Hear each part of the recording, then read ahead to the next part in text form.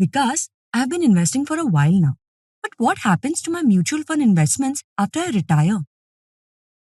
That's a thoughtful question, Sapna. Retirement usually means reassessing how your investments align with your needs, rather than stopping them altogether. You mean I shouldn't withdraw everything at once?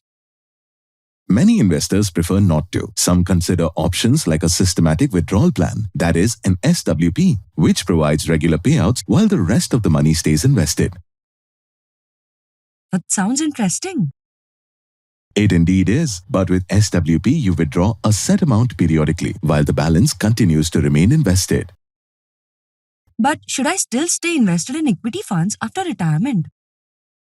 That depends on your requirements, comfort with risk, and goals. Some investors choose to allocate a portion to relatively low-risk funds, while keeping some equity exposure for potential growth opportunities.